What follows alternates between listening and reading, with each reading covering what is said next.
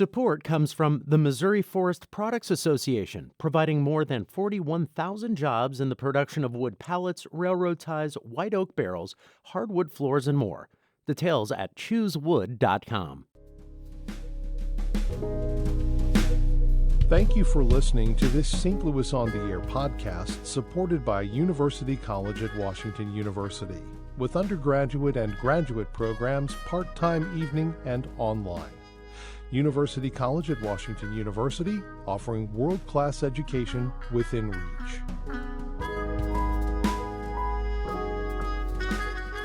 One of the most competitive congressional races in the country is the Illinois 12th.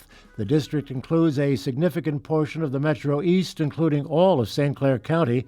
Republican Mike Bost is running for re-election against St. Clair County State's Attorney, Democrat Brendan Kelly, and SIU-Carbondale professor, Green candidate Randy Auxier. The three candidates met earlier this week for a 90-minute debate sponsored by WSIU, the Belleville News-Democrat, and the Southern Illinoisan. Today we have brief excerpts of that debate, moderated by public television host Jack Tischner. Beth Hunsdorfer of the Belleville News-Democrat asks the first question, directed to Brendan Kelly. National labor statistics show the lowest unemployment rate in decades, but here in the 12th District, many counties carry the highest jobless rates in the state. How would you work to increase the job opportunities for your constituents? You know, when I was driving around the district, I stopped at a gas station in Mount Vernon, and I met a guy named Jimmy, and he was offloading his some bottles of water and some crates of soda. He worked for a distributor, and we struck up a conversation, and he told me that he used to be a Teamster. But he was promised that if they got rid of the union, that he would get a little bit of a pay raise. They got rid of the union, they got a little bit of a pay raise, but they also got rid of their health care benefits, they got rid of their retirement benefits, they get rid of all the protections they have for worker safety. And that's part of the problem, that reason we're not seeing an increase in wages and jobs that actually pay a good amount of money that people can afford to be able to live. Because we've had people that are in power now, that my opponent, Mr. Bost, that he's a part of, that have done everything they can to undermine organized labor over and over and over again. They've attacked organized labor, and that's one of the reasons in this economy where things are booming for some places around the country, that it's not being felt here. It's because of this negative pressure on organized labor, these attacks on organized labor. So I would do everything I can to defend organized labor. That will improve the local economy by having wages that are greater. But I also would make sure that we don't have regulations that are unnecessary. I met with a small business owner in Union County, and she told me that it is a problem for smaller businesses. The bigger businesses, these big guys at the top, they're doing really, really well, and they can handle all these different regulations. But I think we can improve the economy here locally by going after old regulations in a way that makes sense, in the way that other countries have done. You repeal the ones that aren't working. You retain the ones that are working, that we need for clean air and clean water and health and safety. And you rewrite those ones that aren't working. I don't think there should be any sacred cows, whether you're a Democrat, Republican, whatever you are. I think we need to make sure that we're making decisions that help people here in Southern Illinois. Randy Auxier. I think that the development of our infrastructure in Southern Illinois is the key to job growth. I do not believe that building more roads is the right kind of development. We can't maintain the ones we have. They're inefficient to build. What we need is a good, solid, light rail transportation system that connects the rural parts of Southern Illinois to the Metro East and to St. Louis itself. If we had light rail, and we don't have to build new tracks in order to have it, all the tracks are already in place. All we need is the trains and the rental of the tracks. If we had that, then people who live in rural Southern Illinois could work in St. Louis and stay on the farm at the same time. Part of the family can commute, part of the family can stay home. I think that regionalism and developing our region as a region depends on that kind of infrastructure. The second kind of infrastructure that we need in order to develop jobs in Southern Illinois is we need technological infrastructure. We need not only high-speed internet to be available everywhere. What we need is for everybody to be connected to everybody through a common cloud that is the Southern Illinois cloud. which is to say there's no reason why our governmental agencies, our county boards, our mayors, our various city councils cannot be connected to one another, communicate with one another, and develop this region together. But that requires technological infrastructure, and we don't have it at this time. I think that my approach to this is a forward-looking approach. It does not have to do with securing pork projects that then bring the kinds of jobs that only last for a short time. I'm thinking about development that goes well into the future for the next 50, 100, 150 years. Southern Illinois can be a leader if we get on the stick right now and develop the infrastructure necessary to communicate with one another. Mr. Bost. Thank you. And let me say this. With what we did with the tax cuts and what we did to start expanding business growth is occurring nationwide. Now, the growth we see here that's small and not growing as fast is a lot to do with the state. That being said, I believe that our communities know and understand where I'm coming from and what we're working on together. When we go out and we understand we're having more jobs opportunity in this nation than we've ever had before. So those businesses, some here are expanding, and we're always glad to have that happen. But the people that actually I represent have noticed that. That's why I've got 11 unions that have endorsed me, along with every business group out there, because whether it's business or unions, they understand that we're working to try to get that economic growth to happen. And I'm glad Randy brought up the infrastructure, because we're working right now. The president has said that he wants an infrastructure bill, but I don't agree with him on it. It's only going to be rails. It's going to be rails. It's going to be roads. It's going to be the interesting thing about the Illinois 12th is the Illinois 12th is the only district in the United States that has 3 navigable waterways. That means that we have the Kaskaskia, the Mississippi, and Ohio. We need to invest in that infrastructure, whether it's levees and whether it's maintaining the locks and dams. We just recently put into dry the Kaskaskia River lock, and we opened it up to make sure it's ready to handle the business as we move forward with agriculture, as we move forward with industries that are expanding, and we're going to continue to grow the economy. But we've got to work also to educate the people. And in a bill that we're working on in the Farm Bill, there's actually education money for those people who are receiving food stamps to try to get them working as well. Next question is from Jennifer Fuller to Randy Auxier. As we meet on the campus of Southern Illinois University Carbondale, many young people are heavily in debt, taking out loans to finance their education. This debt often leads them to delay the purchase of a home, as well as continuing their education or even starting a family. What would you suggest to ease the financial strain of student loan debt on young people, and how could you help college be more accessible to the middle and lower class? I favor a gradual, say about 3-year process through which all current college debt is forgiven, and the companies that have made those loans are adequately compensated for the investment that they made in people's educations. I think it would be an immediate stimulus to the economy if young people and even people who are now in middle age and still paying college debt had that income to spend. However, I think that a condition of the forgiving of college debt needs to include that those whose debt is forgiven invest in homes, in cars, in durable goods. I think that cars that are majority made in America could be incentivized in a loan forgiveness plan.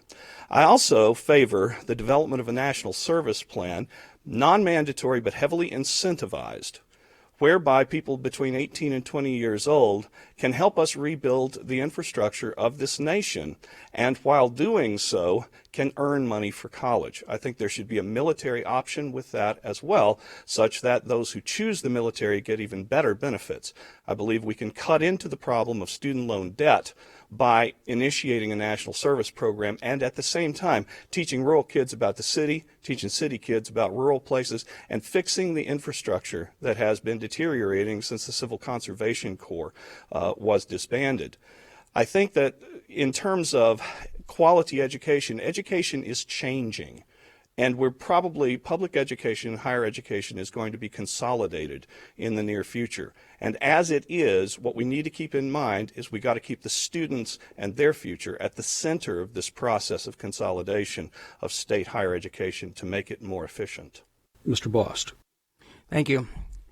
One thing we need to understand is that with the changes that have occurred and the economic growth that is happening around the nation, we have to actually rethink our education process. We need to go back to where we actually have vocational training and figure that out early in life when a student says, okay, do I really want a 4-year degree, or do I want to take a welding course, or do I want to go into woodworking? What do I need to do that I can, and actually those jobs quite often pay as high as any other job, especially with the trades that we need right now. So we need to focus our education so we can do it that way. As we move forward by growing the economy, more people with more money in their pocket, the $2,200 that people are saving per year, though it doesn't completely go into education, parents can start making a decision before they couldn't even save any money. So now they can start making those saving plans. Whenever I was in the state legislature, we put savings plans in place.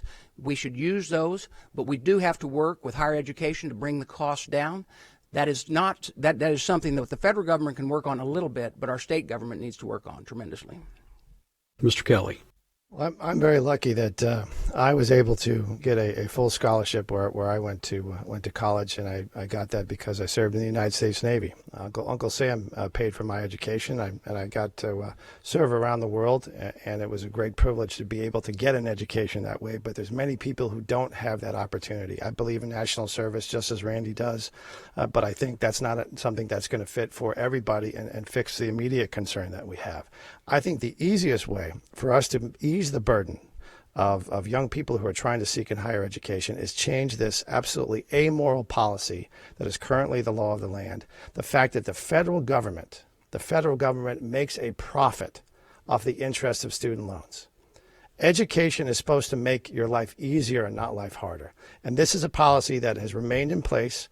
And this is a policy that is making it more difficult for people to get an education. It's hurting Southern Illinois University. It's hurting enrollment in Southern Illinois University. And there's no excuse that is still there. The people that are in power now, including my opponent, they control the House, they control the Senate, they control the White House, and there's no excuse for the fact that it hasn't been changed. And there's been a lot of talk about making sure that we value work and we are getting people the right skills and not sending everybody to a college. Some people need to go to junior college. Some people need to learn other skills. A lot of talk about that. But the people that are in power now, they control everything, and they still haven't got it done. They keep talking about it.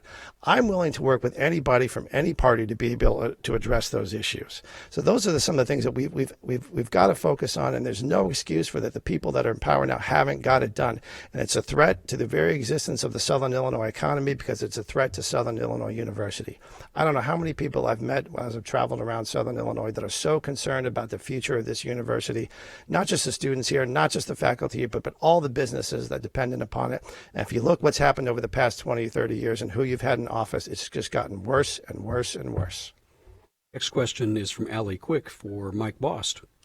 This question was inspired by several similar questions that were submitted by many Southern Illinoisan readers. Brendan Kelly has said he will not support Nancy Pelosi as Speaker of the House should Democrats secure a majority. Current Speaker Paul Ryan has said he will retire. Is there a specific person each of you would support as the next Speaker of the House? Yeah, I'd like to address a couple things. One, I would be supporting Kevin McCarthy. Kevin McCarthy can put groups together and work in a bipartisan manner to put the 218 votes you have to move bills, and he has worked as the whip and understands that. He's well respected. And I know that my opponent says he would not vote for Nancy Pelosi. See, that's a little hard for us that work around the process to understand, and that is because what happens is if Nancy Pelosi would take, the Democrats would take majority again, they would go into a conference. And at that conference, they would vote as the Democrat members. And then they would come out and they would be locked as a caucus. And locked as a caucus to make the vote for the Speaker. Right now, Nancy Pelosi has went around touting all around this United States how she is going to be Speaker again. And if she is, there are a lot of problems that will come with that. Now, how do we as Southern Illinoisans know that? How many people have we said they would not vote for Mike Madigan if they were elected? And they do. We understand how the situation works, and I hope my opponent understands that as well. As he claims he would not vote for her, that is not, he's showing he doesn't understand the process. Mr. Kelly. You know, as a prosecutor, I've had the opportunity from time to time to cross-examine witnesses on the stand a few times. And you can tell when the pressure is getting to them because they lie and they lie and they lie. And I guess in this election, the pressure must be getting to the congressman because he keeps repeating these lies that the people that he is beholden to have told him to say. And that's the difference between you and me. I have never taken a dime from Nancy Pelosi. You have taken $16,000 from Bruce Rauner. You actually just came here from a fundraiser with Paul Ryan. And you talk about all this pressure and the process and then we don't understand it. You've got to be able to stand up to the pressure. That's what's wrong with our politics. That's what's wrong for the people in Southern Illinois. You keep giving into the pressure of these party leaders, the big donors. That's got to stop. I'm going to vote for a speaker for whoever is going to put Southern Illinois first. That's who I'm going to prioritize. And I'm going to work with anybody from either party, whoever the leader is, to make sure that we're confronting the issues that we have to work on here in Southern Illinois. And that means you got to be able to take the pressure.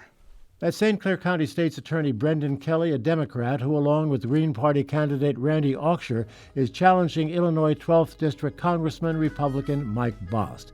The Illinois 12th covers much of the Metro East and is one of the most watched and competitive congressional races in the country. The three candidates met earlier this week in Carbondale for a 90-minute debate sponsored by WSIU, the Belleville News Democrat, and the Southern Illinoisan. Our thanks to the three organizations for allowing us to air excerpts. This is St. Louis on the Air on St. Louis Public Radio, 90.7 KWMU.